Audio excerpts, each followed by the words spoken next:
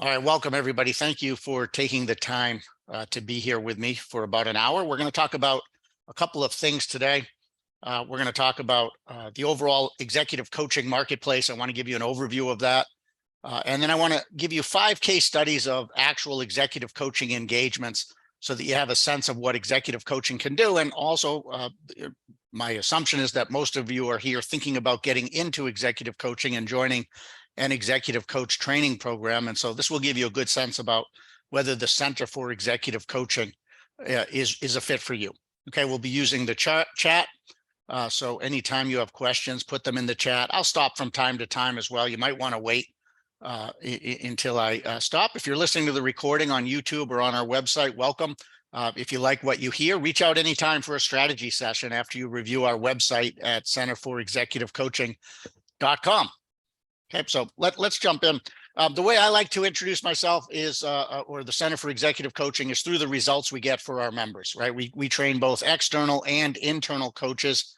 You can see some of the results of our external coaches right here. We have tons of testimonials and recommendations. If you connect with me on LinkedIn, you can look at the recommendations for the program. If you look on our website, you'll see tons of testimonials. It's all about results for us, whether you're an external coach or an internal coach.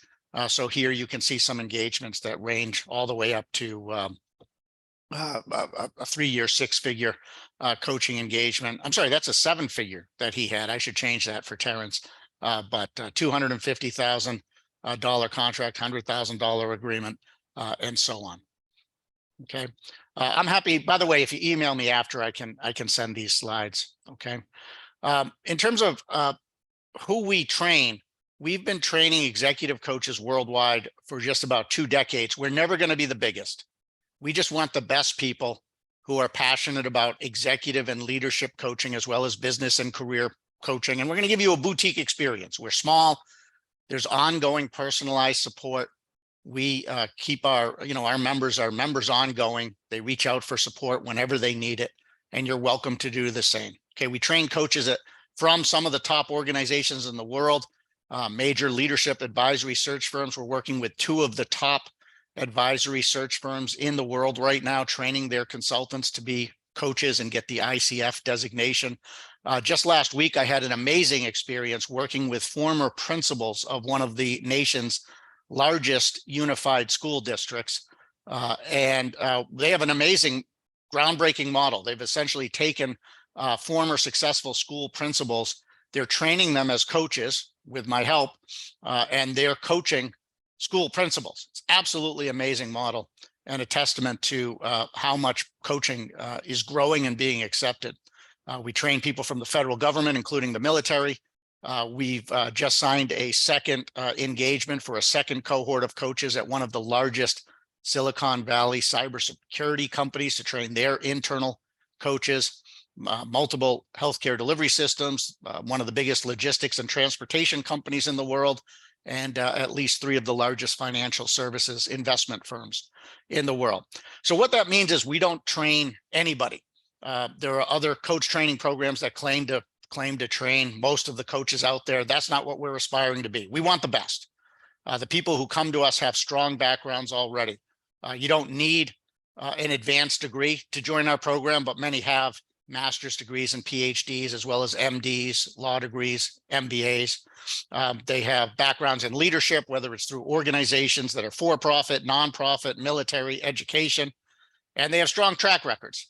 So if this describes you, you might be a good fit for us if you're looking to get into the world of executive coaching. What we're known for, in addition to specializing in already successful professionals and training them, is our practical, results-driven approach. We know what works in the market.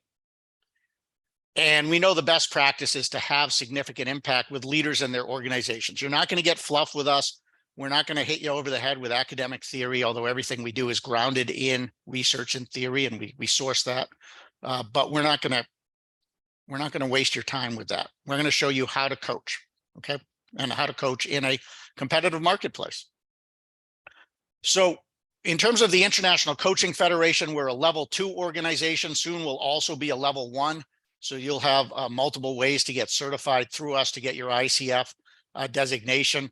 The ICF hasn't changed much for you as a coach getting a designation, but they have changed a lot for organizations like us. They got rid of the old ACTP, ACSTH. Actually, that's going away in a few months. And now you'll hear level 1 and level 2.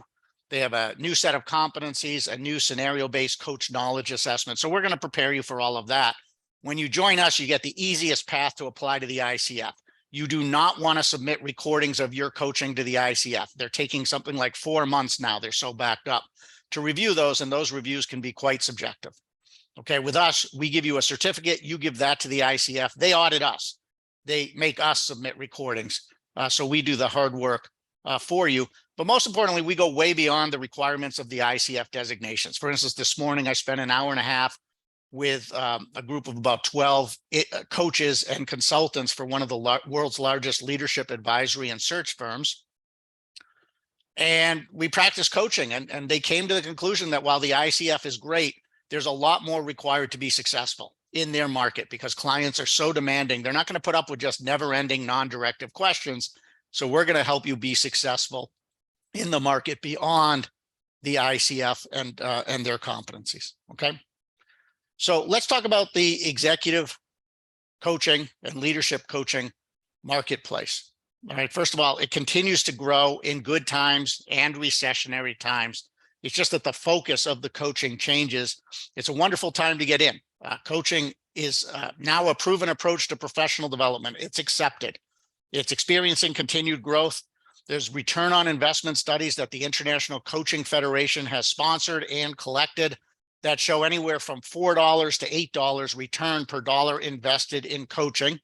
And there's studies that show that coaching combined with training increases results by 4 times compared to training alone, which makes perfect sense intuitively, right? If we're following up with someone through a coaching engagement, of course, they're going to retain more, focus more on results, and use the training versus just going to a training where we know research shows that people lose 85% of what a training provides.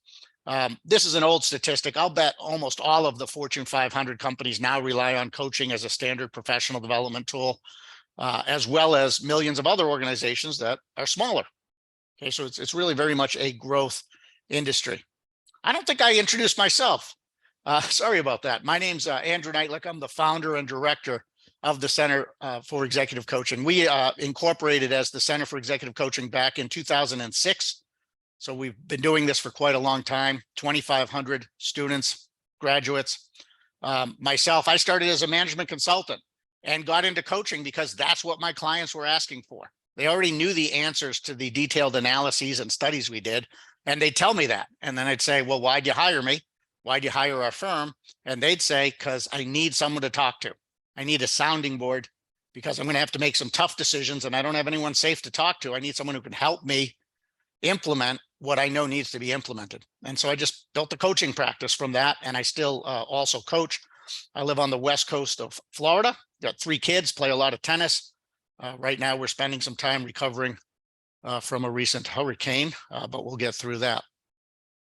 So when you think about who you want to coach, when we say executive coaching, we're talking about leaders at all levels, right? C-suite, senior leaders, middle managers, up and coming talent, high potentials, first-time managers, career transitions, entrepreneurs and business owners. You really get to choose. Okay, it's up to you where you want to focus, and we help you when you join our program. Similarly, I think there's a myth that executive coaching has to happen at Fortune 500 companies. Nothing could be further from the truth. You can coach in large, mid-size, and small for-profits. I particularly like that smaller to mid-size growing company. That's where my niche is as a coach. Nonprofits of all sizes. I started my coaching practice with nonprofits, federal, state, and local government, educational institutions, as I just shared with you, and solo professionals. You get to choose. There's a tremendous flexibility for where you play. And you can also coach on any number of situations. We're going to equip you so you have a very broad and deep toolkit. Many coaches also like to specialize. You can specialize in general professional development for a certain type of leader, communications and influence, eliminating behavioral blind spots like that brilliant jerk in technology companies or that surgeon who moves into administration and healthcare and has some sharp elbows. Shifting perceptions, we teach you how to help clients do that without going into therapy. Resolving conflict, engaging employees, leading teams, navigating change. Strategic planning is now a wonderful methodology that you can do as a coach versus being a consultant. That's taken off. Succeeding in a new role, creating a high-performing culture, developing a pipeline of leaders, and overcoming overwhelm. Okay, let me see. There's a request to make this bigger on the screen. I'm not sure to the degree to which I can do that. So let me just see though. Let's see, how's that? That's too big. Yeah, I don't like that. Hold on a minute. Let's go to 150. There we go. I like this. I think this is okay. Let's keep going. So there's also tons of niches, right? One of the things that will happen when you join our program is that we're going to help you find the niche that's right for you. We believe you should spend about 70% of your time dominating a niche so that you're the go-to professional and the first person that people think of when they have a need. And then the other 30%, just be open to what comes your way. Top niches today, I would say, are technology, scientific, and clinical leaders. That's where I'm seeing a lot of growth. For instance, I'm currently coaching a high level venture capitalist who wants to work a lot more on his social skills and emotional intelligence. Professional service firms, knowledge workers, succeeding in a new role. I'd say about half of my coaching clients are new leaders in a new role, either in, well, you'll see one of the case studies is about an interim president who wants to become president. Owners of growing businesses, family businesses is always a huge area of coaching. I'm seeing a lot of financial services as fintech grows. Nonprofits and education always has a need because you have very passionate people, but they don't always have the leadership skills. Military leaders is massive right now. The United States military, for instance, is investing heavily in coaching, and many returning military also want coaching. Teams is always big, high potentials, change initiatives. There's tons of niches available to you. Okay. There's also a variety of models, right? You get to choose what works for you. You could be a full-time external coach, right? Working just as I do from a home office, choosing your clients. It can be quite lucrative. We have plenty of people who do coaching as an encore career, part-time, right? They want to do other things. They finish their corporate life, but they still want to be busy, but not too busy. And so they're part-time. You can be a full-time internal coach, or you can have coaching be part of what you do as part of a larger strategic human resources role. I train a lot of people. We train a lot of people in many organizations for that. Coaching can be a side business while you work full-time. We have people who do that. You may want to build a firm. We have a couple of people who are building 7-figure firms with coaching employees and contractors. You might decide that you don't want to do any marketing. So there's the opportunity to subcontract for one of these large coaching brokers that are out there. I don't recommend doing that, but it's a good way to get started. And you might also combine coaching as part of other offerings, things like consulting, training, facilitation, speaking, writing. So you're a true expert, and coaching is one of the ways you solve problems for clients. So I hope you see from this, right? Coaching is growing. There's so much flexibility, so much choice. If you are passionate about coaching others to be the best they can be, you have a tremendous amount of flexibility and options. Okay.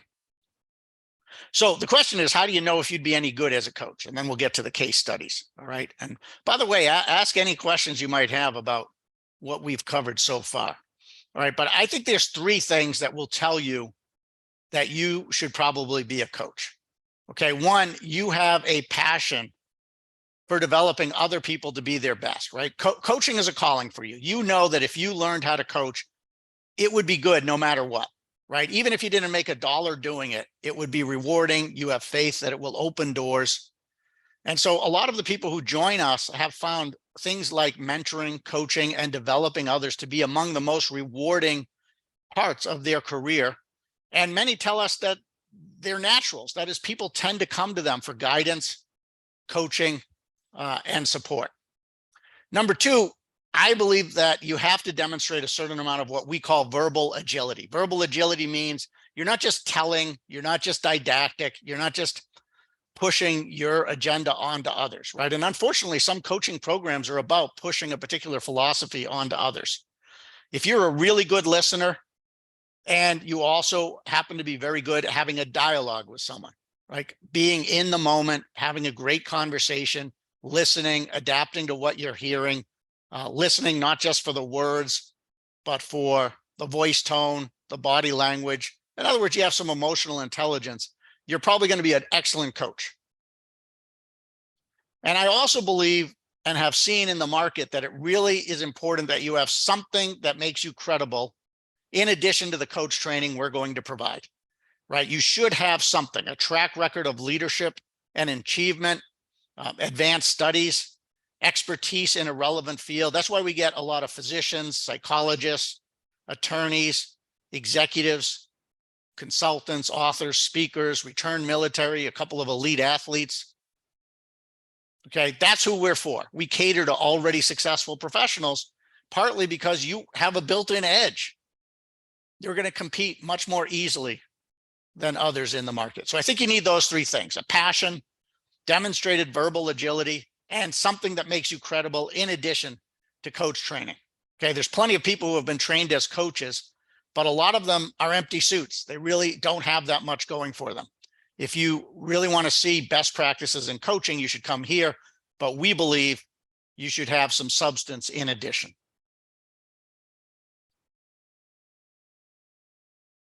So with that, let's get to some case studies. These are actual case studies from my own practice. We use a case study approach largely in our program. We're going to give you tons of case studies and challenge you to think about what would you do in this situation if you were coaching this client. So first of all, these cases all have four things in common. All right. One, we're about results. You're paid a lot of money as an executive coach. You need to get results. You need to bake results into what you do.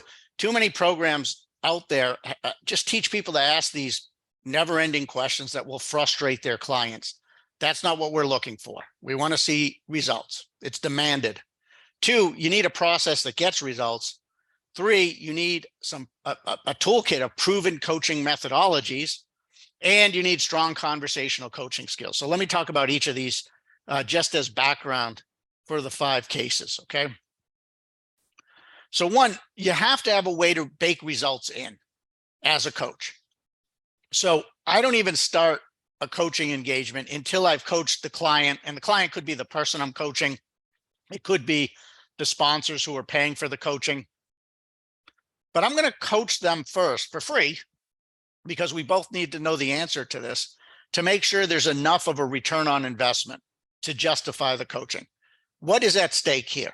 What happens if the client is successful with the coaching? Why does it matter to the client's career, to the teams and people that the client interacts with, and to the organization? If we can't come up with that, I'm not coaching anybody. Don't want to do it. We're also going to figure out ways to track results with clear metrics that are built into the coaching process. There's lots of ways to do this. It depends on what we're coaching the leader on. But again, if I can't work with the client to agree on a way to track results and prove that the coaching worked, I'm not interested. And I'm also going to make sure we build in communication with any of the sponsors involved in the coaching. I don't want coaching to be an island that myself and the client are just sitting on alone. I want to create advocacy so everyone's there to support my client in success. And that means having frequent communications, not to violate confidentiality with my client, but to say, how's my client doing? What can we be doing more of? What can we be talking about? What have you noticed? Where have you seen improvement? Okay, there are plenty of ways to bake results into the coaching. We're going to show you how to do that. Please don't join a coach training program unless they do that too. 2, there's got to be a process. Coaching is the only profession I've seen where some coaches think that they can, if the client says, well, how do you get results? There are some coaches who still think they can say, well, here's what I'm going to do. I'm going to hold the space for you. I'm going to ask you questions. You're going to come up with all the answers. This is all non-directive. I mean, partly we do ask powerful questions, but that's going to drive clients crazy. Prospective clients crazy. You won't get hired, right? You wouldn't go to a knee doctor and say, doctor, my knee hurts. And then the doctor says, well, sit up here on the table. If you were going to fix your knee, how would you do it? You know, where do you want to go from here? What should I ask you now that I'm not asking you about your knee? That's just stupid. Coaching is the only profession left where too many coaches don't have a process. I knock out coaches all the time when I'm winning engagements because I have a clear process. We're going to show you how to set up a process. Every single client situation that comes up, you should have a process. For instance, here you see a generic one for generic leadership coaching. We go into more depth about what this looks like, but you know, we're basically borrowing a skin from the consulting world, right? Consultants are great at three-phased chevron looking models like this, but we can apply that skin to a coaching engagement so that we can tell clients, look, I have a three-part approach that will get you where you want to get. Do you want to hear about it? Can I give you some examples about what I've done for other clients? And right away, you've elevated yourself above most of your colleagues, most of your competitors. So that's number two. Number one, results baked in for a clear ROI. Number two, a process that shows a clear path to results. Number three, you need a suite of proven coaching methodologies. You have to be ready for anything that comes your way. It's not enough to ask the same 5 to 10 coaching questions. What you get when you join our program is about 1,000 pages of coaching methodologies for the most common situations that clients face. And you have a just-in-time library of video instruction. You know, of course, we have live classes too that are recorded. So you always, if you know you're going to work with a client with a particular challenge, like how do I resolve conflict? How do I influence with more impact? How do I plan for succession? You're going to be ready. The top firms in the market have what they call playbooks, right? To handle just about anything. We're giving you our playbooks, a vault of proven coaching methodologies so that you're ready to get results for your clients. Okay. And finally, coaching is a conversation. You need to have strong conversational coaching skills. We're going to teach you those in ways that are much more practical and results driven than the ICF. They include the International Coaching Federation competencies and go beyond. Okay. So how do you listen powerfully? How do you move the conversation forward towards the client's goal and how they define value? We want to make sure you're coaching not just on the what, but also the who, so that the client gets better as a leader. How do you help facilitate insights and learning, shift to accountability, and again, have a set of practical conversations and methods so that your clients are getting clarity, shift perceptions when necessary, change behaviors, move forward when stuck, and handle their most pressing challenges. Okay, so that's what all of these cases have in common. I would say these are the underlying factors that led to success. Let's get into them. Okay, and again, ask questions anytime. My goal here again is that you get a real sense of what an executive coach does. I think there's a lot of mythology out there about executive coaching. So these 5 cases should give you a really good sense of what you'll be able to do, at least when you join our program. Okay, one, we'll call this the case of the overwhelmed CEO. This is a CEO of an organization with 6,000 employees, $2 billion, maybe more than that. And this CEO was getting about 3 hours of sleep. And the lack of sleep was starting to hurt his everything. He was having mood swings affecting decisions and communication effectiveness. There were some serious health systems. I mean, he said, my doctor says this is not sustainable. You know, there's symptoms. And of course, the leadership team was also very concerned about this. Okay, so, you know, think about how would you coach somebody facing an issue like this? And I hope you all, this is what's at stake. I mean, you could, with coaching, this is one of a couple of cases where I think coaching probably saved the life of somebody. Okay. And how'd we do it? Here's what happened. The approach was one, first of all, let's do a time study. You'll see how to do a simple time study with a client to figure out and evaluate their use of time. Like what was the use of time that was appropriate for this CEO and not? And should you join our program, I'll show you a scrubbed version of this time study so you can actually see how this CEO spent their time. Second, we have a tool called the Leadership Dashboard. It's essentially an executive dashboard that will have your clients focus on what really matters: vision, mission, top initiatives, top performance metrics, key relationships, key development needs. It's really very powerful. On one page, the client can look at that every day and say, I'm not doing anything that's not on this page. And then we coached. We met weekly at first and backed off to every other week to do a few things. One, what's your ideal schedule and how do we make it happen, right? We evaluated the CEO's use of time. And now it was like, so what do we do with all this information? What do you want your schedule? What's the most strategic use of your time that can also reduce the amount of time you're spending in your role? Coach the CEO about the ideal organizational structure and capacity needs. In other words, it turned out that this CEO was running an organization that was vastly understaffed at the leadership level.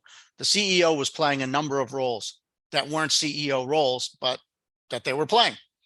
We coached about delegation. How do you delegate? What perceptions do you have about control and trust? And how can we shift these so that you can trust others to step in and do what needs to be done so you're not burning out? And then, of course, setting boundaries. So the results were really powerful here. Again, I really believe that in this case, we helped get somebody back to health. So together, we identified the CEO's non-strategic uses of time and simply eliminated them. Things like driving from site to site versus having a driver and getting some work done, or not going site to site at all. Reducing meeting attendance time. It turned out that at this organization, the culture was such that if the CEO wasn't at the meeting, they didn't consider the meeting to be like what I'd call blessed. And there was death by meetings. In fact, even the CEO's administrative assistant was double booked. So we worked on that. And then essentially just eliminated the time the CEO was doing below a CEO's pay grade. Essentially, this CEO was running $1 billion organization like a mom and pop shop, and that's not acceptable. We ultimately, the CEO shifted some limiting beliefs about perfection, trust, and the need to control. Hired new members of the executive team. That was huge to build capacity. I think the CEO hired 4 or 5 members. This CEO was doing the job of about 4 or 5 leaders. Health improved, and also productivity, leadership team effectiveness, and health and fulfillment improved. It took about 6 months to really get there. Okay, so this is case one. This is one of the cases I'm most proud of because it wasn't just about performance on the job. It was about life. And I think the best coaching is not just about the what, but about coaching the whole person. Any questions or comments about this one? Tell me if this is helpful. Tell me if there's more detail you want. Tell me if there's any specific questions you have. The metrics around this engagement. Great question, Liz. Thanks. Well, we said a few. Clearly, one was health. But anytime we work on the time for a CEO, the metrics are about, in this case, how many hours a day are you focused on the job? And what are the slices of the pie? How much of your time is strategic, not strategic? Okay. Yeah. And this CEO was very open to hiring the extra leadership. Not initially, but we had to do some coaching. Like, look, I know that this is the 2 things that came up were 1, I really love doing this. And 2, I don't think there's anyone we can hire. So we fixed with that. Okay. Yeah, the board was involved, right? Again, sponsorship, it's really important. More importantly, the leadership team was really involved. This was a very supportive leadership team. They loved the CEO and they were concerned. So I'd say a lot of the support came less from the board, where I'd say the CEO was reticent to really share what was going on, but more with the leadership team. Okay. I worked with this organization for a good 24 to 36 months. So this piece was about 6 months of it. Okay, yeah, good questions. Let's move to a second case. We're going to call this one the Stuck Change Initiative. Okay, so here I got a call. Sometimes I get calls for these. I don't know why, but this is a big area of coaching. And I got a call saying, look, we have a massive change initiative, turning around a healthcare delivery system, and it's not going well. The change was focused, if you know anything about healthcare, there's usually a triangle of improve productivity or the financials, improve quality of care, improve patient satisfaction, and often improve employee engagement, which is sometimes at the heart of all of these. They're saying it's stuck. And what was at stake here was the long-term survival of this system. I was invited in by the CEO, but also it was an executive team of 5, including the chief nursing officer, financial officer. CMO here means chief medical officer, not chief marketing officer. And there were a lot of issues. Like the immediate issue they said was, look, we're 5. We came from another system. The board brought us in to change this place, but the leadership team is 15, and we're not really trusted yet by the legacy leadership team or staff. And so what do we do here? Here, I take a hybrid approach. So I'm not just a coach. I interviewed the executive team. I said, what's working, what's not working, where do you want us to focus? And we started with a team retreat to identify key issues and develop solutions, right? So sometimes you have to think broader than just being a coach. And so if this excites you, the Center for Executive Coaching is probably right for you, because I'm going to show you how to be a trusted advisor, not just a commodity coach. But we did do coaching. We did some individual and group coaching about like what's going on. How can we move this change initiative forward? Who are the key stakeholders? Who's supporting? Who's resisting? Who's just watching and waiting? And how can you stay accountable and on track? Right. And so, there's a question, am I going to go into my coaching approach a little more? This is it. I mean, my coaching approach is really, I'll start a coaching session with, in the context of the overall engagement, what do you want to talk about today? What would be a great outcome based on the fact that this change initiative is stuck and you're participating in it? And then we're going to show you conversations to move the client forward so that they have their own insights. But by all means, we can insert some ideas from time to time, as long as we're detached and go where the client wants to go. And then we wrap up powerfully with clear accountability, right? That's the coaching approach. It's very eclectic. It's based on best practices in psychology, leadership, emotional intelligence, and so on. And so working with the leadership team together in groups, facilitated sessions, individual coaching, we developed strategies to leverage and reward the supporters. And it turned out in this change initiative, there were just a couple of people resisting. A couple of leaders were resisting the change. They were the bottlenecks. And we worked a lot on the smartest way to neutralize or isolate them. Due to the politics of this organization, we couldn't fire them. They had a lot of connections with the board and in the community. So the question was, how do we reduce their power so that the leadership team can do what they need to do? We also had leadership team retreats with the whole 15-member leadership team to build trust between the legacy team and the team that came in from outside, regain momentum. We did a lot of work on consistent communications about why the change was important, and build trust. Okay. Corey's asking on-site or off-site. I like all of my retreats with this organization were at an awesome brick country club where cell phones did not work. So they were in person, but off-site. Now, we've been doing retreats by Zoom. Travel in person is coming back again. Okay. And we talk a lot about like, how do you charge? So if you join the program, that's a big part. We have huge stuff about how to attract clients. How do you price? One tip I'll give you is please don't charge by the hour. Please charge like consultants do, with a fixed cost based on the value of your solution. Okay. So look, it worked. I mean, the fact of the matter is they needed an outsider who could come in, help them identify what wasn't working, and get what we call straight talk and open, honest communications happening. Get away from what's called the, what do they call it? The beautiful lies, and focus on, here's the ugly truths. We're not moving forward. Here's what we need to do. And a lot of coaching about asserting appropriately, setting expectations, and so on. Nina asks if I recommend going at risk for clients. No, I don't. I will accept equity. This was not a equity-based situation. I don't mind accepting equity, but I don't go at risk because I am not the authority, right? Coaching is about being a shadow leader. So I don't have control over the decisions that the clients make. I learned that from, again, my work in consulting. I worked with a firm that could easily, at the time, this was as a consultant, help an organization, improve productivity to the tune of tens of millions of dollars. but they would never take risk because they said, we'll only take risk if you give us the reins of the organization. All right. Jason asked, what's the difference between executive coaching and management consulting? So management consulting is a lot about being directive and telling the client. Executive coaching is much more about asking the client, having them develop their insights and having them make choices about where they want to go and owning the issue as well as the solutions. It's about tapping into the client's wisdom and trusting that they have that wisdom so that they can solve the problem in the way that's best for them, their background, their culture, their strengths, their experiences, and their organization. Okay. So anyway, this another success. This took a long time, 2 years. Okay. 2 years. And I like engagements like this a lot. My typical individual leadership coaching engagement is 6 months, but when it's something organization, you want to expect anywhere from 18 to 36 months. Okay. Case 3, I loved working with this individual. This was an interim president of a subsidiary of a publicly traded company.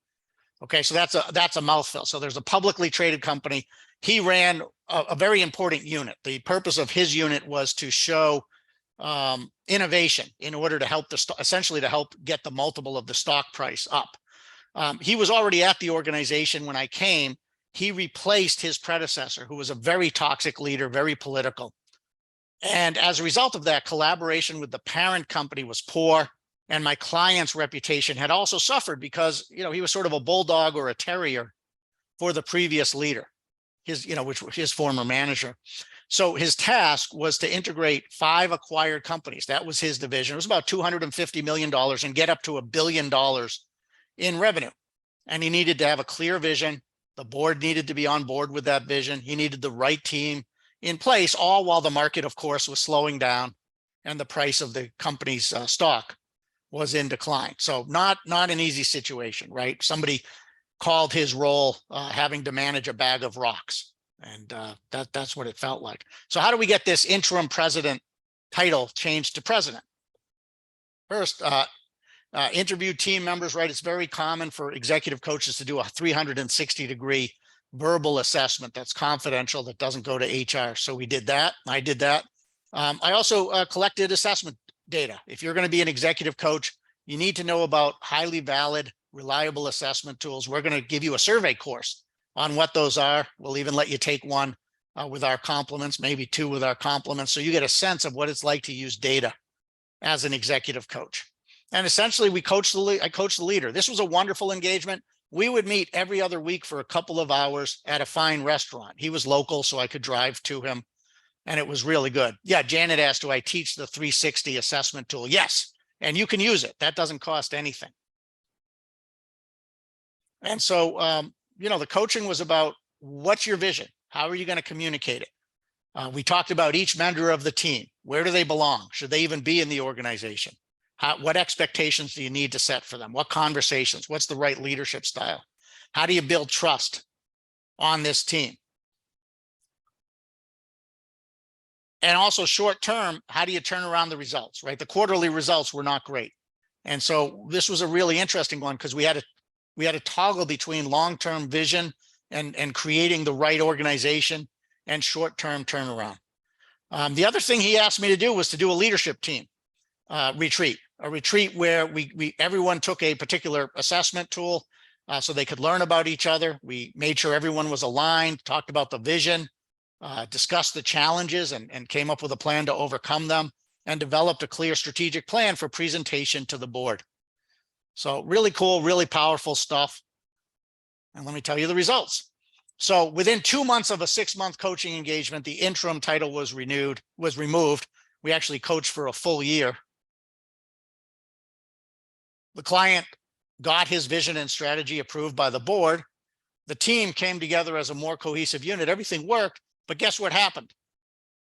The board hired a new CEO. They needed a CEO that was more focused on technology in that market. And of course, the CEO, as is very common, came in with his own team, his own ideas for the subsidiary's future, and the client lost his position, as did many others, as the CEO swept in with his team. But the good news is the CEO just moved to a new organization that was a much better fit for his previous experience. And he pretty much doubled, I think he quadrupled the revenues and doubled the valuation, or maybe vice versa, of that organization. And this is a really important lesson for you if you're going to get into coaching, because a lot is not in our control. And sometimes it's really frustrating, right? You have a change initiative and it turns out there wasn't enough time, right? A new competitor sweeps in, a new CEO comes in, there's new regulations, a recession hits, who knows, a pandemic happens, and the company's the type that has to shut down. You just don't know what's going to happen as a coach. I've heard both coaching and consulting, the metaphor is, you're up at bat in the game of baseball, and the pitcher's not just throwing you one pitch. The pitcher's throwing 5 balls at you, a curveball, a beanball, a fastball, and you have to hit them all. I love that. I find it exhilarating, but you just have to know it's not always ideal. Things happen. Everyone clear on that? I think that's a really important distinction with the Center for Executive Coaching. We're going to share with you what really happens in the market. We're not going to give you these like Walt Disney fairy tale cases. Kevin asked me, do I use outside resources for assessments? Yeah.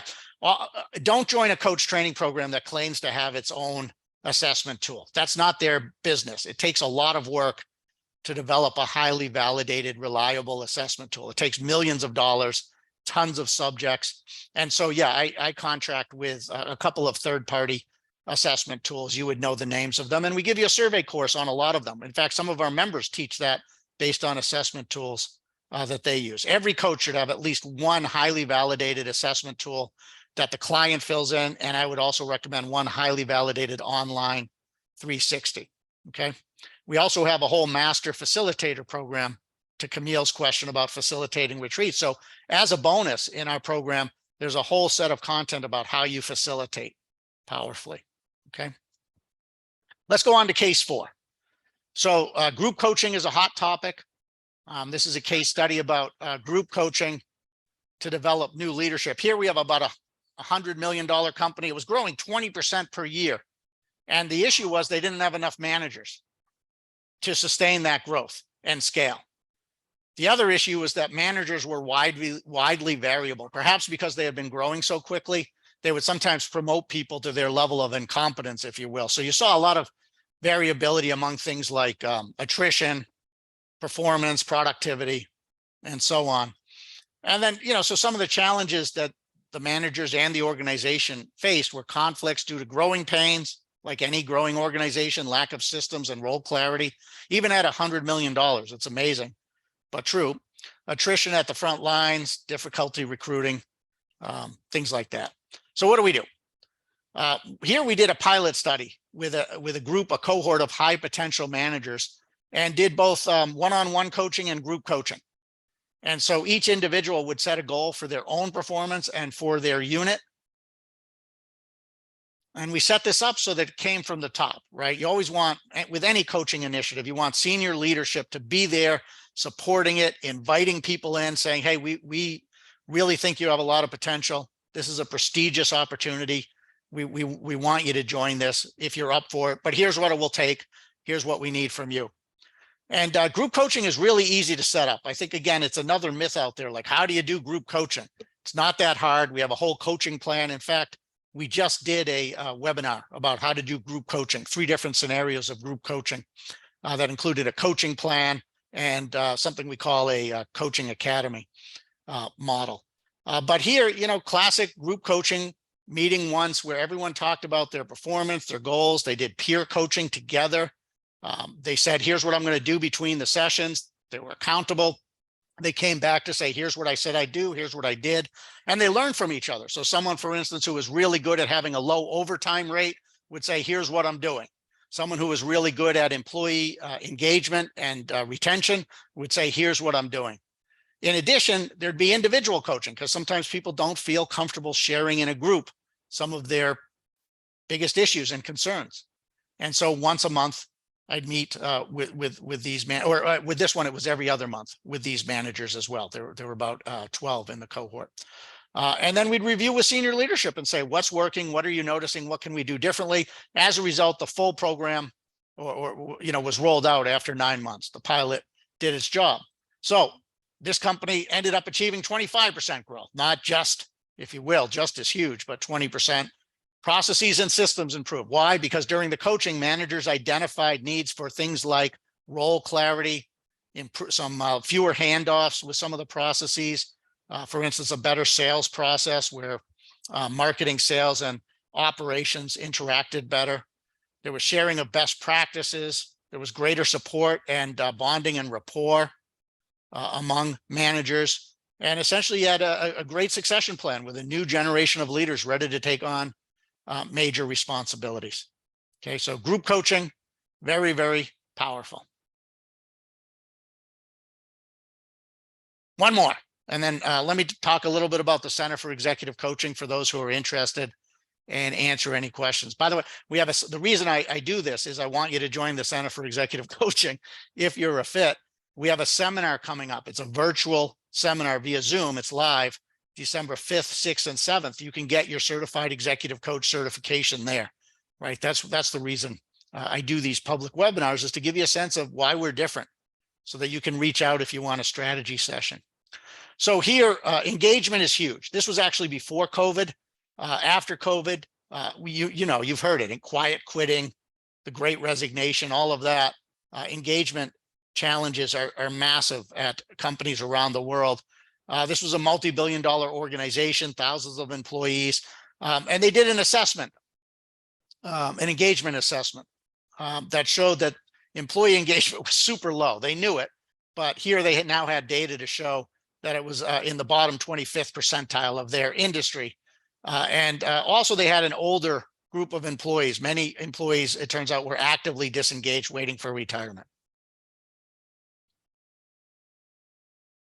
And they already knew of me, right? I wasn't involved in the assessment, but they said, hey, we just did this assessment. Can you help us, right? It's not enough just to measure. We got to figure out a way to improve. So here's what we did. First, in our program, one of my favorite pieces is we have a whole employee engagement program, and it's yours. It's part of the program. It includes a training and a coaching methodology, and I use it myself. So here I hold up for a week at this organization, and we would do like a half-day training for all 170 managers at this organization. So morning, afternoon, anywhere from 10 to 30 managers were there, but it wasn't a didactic training. The point of the training was to introduce some key distinctions and best practices in engagement, and then each participant had to create their own action plan to improve engagement. And so they turned that in. And then key managers were selected for group and individual coaching. And the organization used that engagement assessment every 6 months to measure changes. And they also put some structural things in place, performance reviews, including engagement scores as a factor. And also the feedback we received during the coaching and training went to senior management, because I would make suggestions saying, look, here's what they're telling me. For instance, they said, you can't fire anybody at this organization, so engagement is low. A toxic manager won't ever get put away. And so we worked on processes for things like that. Okay, similarly, a simple one was, they said, you took our budget away. We used to be able to give gift cards to people when they did a good job, and now we're digging into our pocket for that, and that's not fair. And so they put that budget back. Simple things. But most importantly, managers were coached. They knew the organization was watching them, measuring their engagement, that it was something they needed to focus on, and they had someone to talk to about different people in their teams and how to engage them. And it worked. Here they did with this organization, they actually did a control study of people who received the training, people who received the training and coaching, and people who received nothing. And this methodology was statistically significant in improving engagement scores. And so the full organization, the pilot was expanded to the full organization. I already said the company identified and made some structural changes to improve engagement. And, some managers moved all the way up to the top 25th percentile from the bottom 25th percentile. Some managers were fired. And the retention of high performers increased. I loved this engagement. I loved all of these engagements, right? There's nothing better than having impact. And what coaching allows you to do is have impact. Okay. Let's see, here's a question. Does the HR department get involved if you are offering metrics to determine raises or promotions? Oh yeah. The HR department is often involved. Again, I'm not a consultant when I do this stuff. I work hand in hand with the HR department. My job is training when appropriate, but primarily coaching, facilitation. I can do some interviews. So absolutely. All right. There's questions about getting some of our tools and webinars. You have to join the program to do that, right? I don't mind giving out this content for free, but we need you to be a member of the program, but reach out anytime. So look, here's what I'd like to do now, if it's okay, just briefly. Again, the reason I do these is to see if the Center for Executive Coaching is a fit for you. We talked about the market. We talked about whether you'd be a good executive coach. And believe me, if you have the passion and some already successful substance behind you, you would be. But now let me show you why us, okay? There's tons of testimonials on our site. But one thing we've already talked about is that there's tons of ICF accredited programs, but they're not enough, right? That's sort of like the Department of Motor Vehicles will teach you to drive. Okay, what we want is people who have aspirations to be among the top coaches worldwide, who are committed to, they understand, this isn't just a conversation. You're not just here, you're transformed. It's about providing specific value and significant measurable results for clients. Okay, and I want you to love what you do. I want, the people who join us are already psyched up. They're energized, they're passionate. We want you to be confident and competent. Okay, so let me just show you a few things that set us apart. One, as you saw today, we do real life coaching cases. Okay, we don't do them as quickly as we just did, right? I might spend 90 minutes on a single case and even a piece of a case, and we'll do role plays, we'll do simulations, we'll talk about how you approach it, and so on. Okay, I'll show you actual client assessments, executed coaching contracts, real coaching plans. We give you an example of a review document with the sponsor. I mean, this is real world stuff. You're going to know how to coach, whether you're internal or external, because it's real world, real life, rubber meets the road kind of training.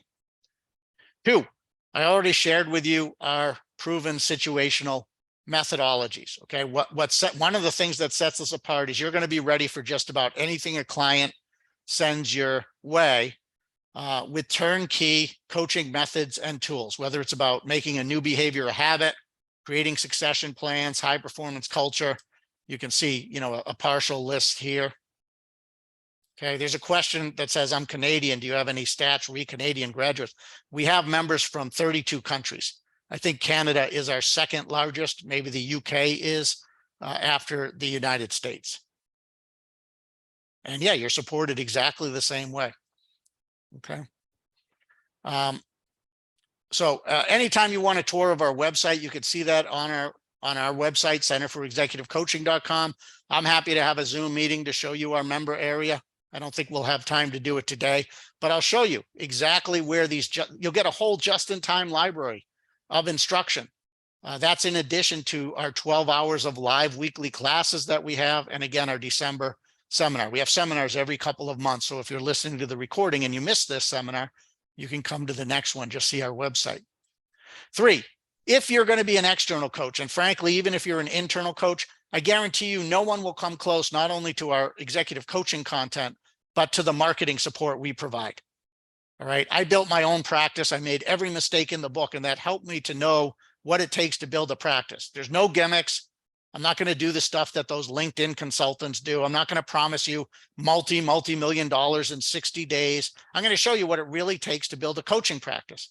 And if you're internal, I'm going to show you what you only have one client, so you better know how to market. I'm going to show you best practices for positioning your internal coaching so that it gets the support of senior leadership and is seen as strategic and not just overhead. Okay, so this is one of the most exciting parts of the program for me. I love working with coaches about how they get clients, and I'll meet with you one-on-one anytime.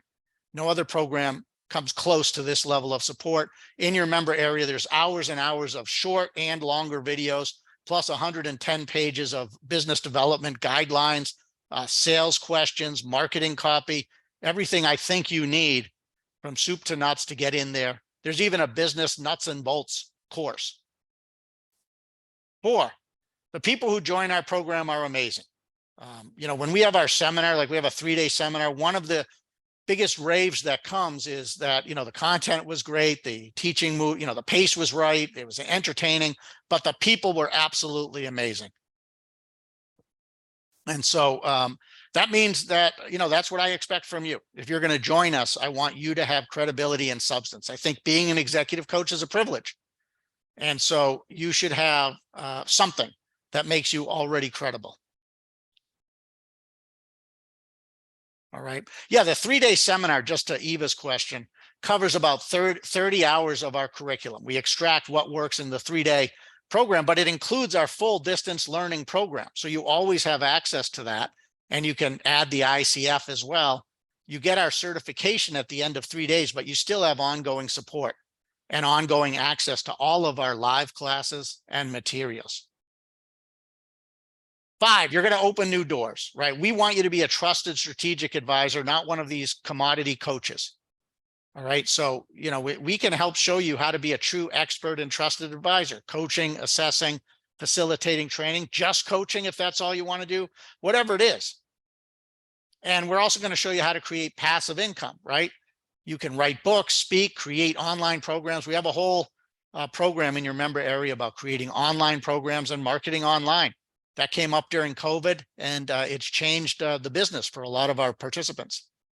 And finally, you get ongoing support. Our terms and conditions force me to say, our lawyers force me to say 2 to 3 years, but the truth is you get ongoing support. I have a successor who will take over if anything happens to me. I'm young and doing great, and I love what I do. So with us, you're a member ongoing. You can always ask for support. You can always join our webinars, and we take pride in that. Lynn says, what is commodity coaching? Commodity coaching is when you charge by the hour, when you have short engagements, and when you really don't have a way to differentiate yourself from others. Commodity coaching is like being a piece of chicken, commodity chicken by the pound. We don't want you to be that. We want you to have a strong brand so that people think of you first when they have a need. And we do a lot in our member area to help you do that, and I'll help you do that. Like, who are you as a coach? You need to be able to answer that. You need to be able to separate yourself from all of the chaff. And quite frankly, it is chaff that's out there. Okay. You receive a ton. I mean, you can go to our website and see all that you get, but there's a proprietary textbook, ongoing support, lots of classes, member area, coaching contracts and forms, business development, one-on-one support. We match you up with fellow members. You can get the ICF, career coaching, business coach, specialty certification. Those last 3 are all included at no cost. Our master facilitator certification is included at no cost. There's no program that comes close to the amount of content and support you get. I would guarantee that. Okay. There's flexible options. Again, go to our website for that. But you can break payments out over 10 months if you wish, or you can pay up front and save a little bit. All right. So here's the next steps. Okay. Go see our website if you don't mind, centerforexecutivecoaching.com. Click Get Certified up top, and go to the, I'd love to have you come to our seminar. We're filling that up now. We have a few spots left. Read about that. But maybe you don't want the seminar. Maybe you want distance learning, whatever you want. Review the website, make sure the program looks good to you, the pricing looks good. And we can set up a strategy session to talk. Okay. The pricing depends on which program you take. And I'm reluctant to talk about our pricing on a recording because we're about to raise our pricing. We haven't raised pricing in 10 years. Okay. So take a look on our website and you can see the pricing there. It's clearly marked. Just click any of the blue buttons. We're in the middle of the range. We need to be higher up in the range. For instance, we just successfully competed against one of the best known universities for some significant coach training. We won, we got rave reviews. And so we just have to move up our pricing. All right. You can email me anytime. The seminar is virtual. You don't have to travel. I think that's about it here. I'm going to take this off record and I'm going to take any questions you have at this point. Those listening to the recording, reach out anytime. You see the email on the screen there, or go to our website.